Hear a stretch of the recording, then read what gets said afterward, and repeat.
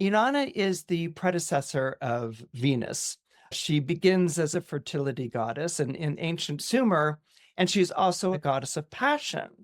But what I always found fascinating was that Inanna was also a goddess of war. There was this idea of love and war coexisting in one deity.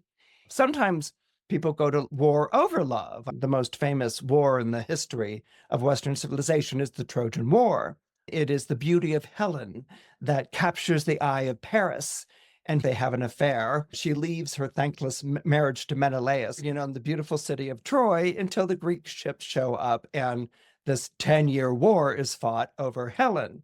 So it was Helen's beauty that caused this war. The idea of beauty being taken away, I mean, one could interpret this as his wife is left, she's insulted him, and he calls on everyone to back him up in this war. He's angry because love has left, beauty has left his life. And so this causes war and anger. So many Greeks lose their lives, so many Trojans lose their lives.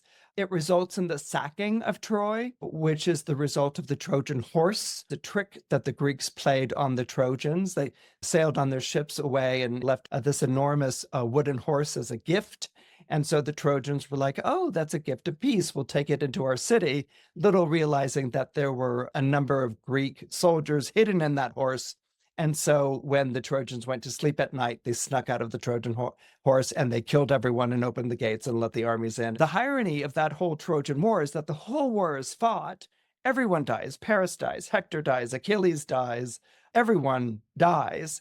The only people who are reunited at the end of the Trojan War is Menelaus and Helen. Menelaus wins Helen back. She agrees to be his wife again, and they're fine. But the point that I want to get to is that a retrograde can also mean the withdrawal of the planet's influence.